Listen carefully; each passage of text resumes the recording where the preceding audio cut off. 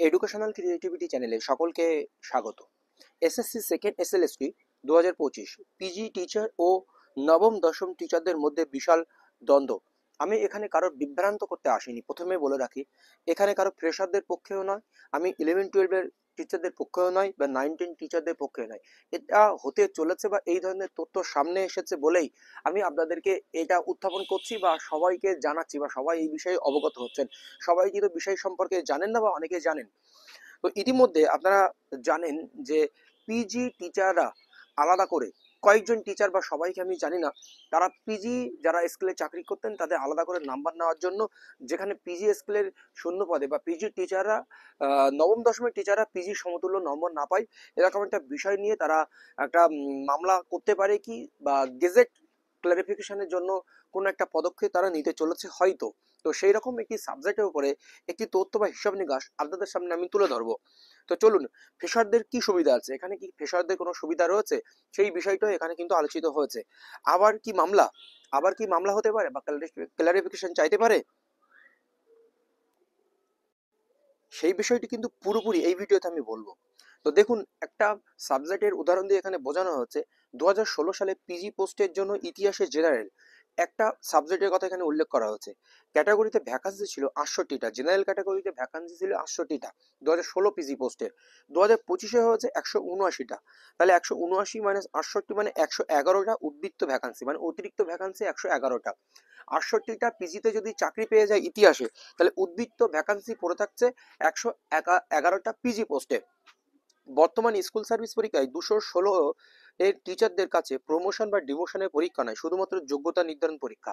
এটা 2016 সালের টিচারদের কাছে এটি একমাত্র যোগ্যতা নির্ধারণের পরীক্ষা, কোনো ডিমোশন নয় বা কোনো প্রমোশনও নয়। 2016 এর পিজি টিচারদের দাবি, যিনি যে পোস্টে চাকরি দিয়েছিলেন তাকে সংশ্লিষ্ট পোস্টের জন্য এক্সপিরিয়েন্স নাম্বার 10 দেওয়া হোক। অর্থাৎ 2016 সালে নিযুক্ত পিজির ইতিহাস বিষয়ের শিক্ষক শিক্ষিকাদের 68 জন এক্সপিরিয়েন্স নাম্বার বাবদ 10 নম্বর করে পেলে বাকি 111টা ভ্যাকান্সিতে যিনি লড়াই করতে আসবেন তারা ফ্রেশার্স হিসাবে আসবে। এর জন্য পিজি টিচারদের পক্ষ থেকে যথোপযুক্ত ব্যবস্থা নেওয়া হচ্ছে। তাহলে বুঝে দেখুন, এখানে যে 111টা শূন্যপদ রয়েছে, পিজিতে যে চাকরিগুলো পেয়ে গেলে যে বাকি শূন্যপদ পড়ে থাকবে, সেই বাকি শূন্যপদে কিন্তু ফ্রেশাররা জব করতে আসবে বা ফ্রেশাররা লড়াই করতে আসবে। তাহলে ফ্রেশারদের জন্য 111টা শূন্যপদ খুলে যাচ্ছে। আমি কিন্তু এখানে কারোর বিভ্রান্ত করতে আসিনি, জাস্ট আপডেট দিচ্ছি, এমনটাই হতে চলেছে। এটা কিন্তু আমার লেখা নাই সম্পূর্ণ, এটা সম্পূর্ণ কালেক্টেড একটি লেখা, ভাইরাল হওয়া একটি লেখা। এক্সপিরিয়েন্সের নাম্বার যাতে শুধুমাত্র 2016 সালের আনটেন্টেড টিচার ছাড়া অন্য কোনো টিচার না পায় তার জন্য ব্যবস্থা করা হচ্ছে। আনটেন্টেড টিচার ছাড়া এখানে কোন কোন টিচারের কথা হচ্ছে? যারা কন্ট্রাকচুয়াল টিচার বা যারা নবোদয় বিদ্যালয়ে চাকরি করতেন বা অন্য অন্য জায়গায় চাকরি করতেন, তাদের কথা কিন্তু এখানে উল্লেখ করা হয়েছে। তারা যাতে এই নাম্বারটা না পায় তার ব্যবস্থা করছেন। গেজেট পরিবর্তন করা যায় না, কিন্তু কোর্টের কাছে ক্লারিফিকেশন চেয়ে গেজেটের পয়েন্ট মডিফিকেশন করা যায়। গেজেট পরিবর্তন করা যায় না, কিন্তু ক্লারিফিকেশন চেয়ে গেজেটের পয়েন্ট মডিফিকেশন করা যায়। সুতরাং গেজেট অনুসারে 10 নম্বর দিতে হবে। এবার একজন টিচার উভয় পোস্টে পাওয়ার যোগ্য না, তার পোস্ট পাওয়ার যোগ্য, এই ক্লারিফিকেশনটা কোর্ট থেকে বার করে নিয়ে আসতে হবে।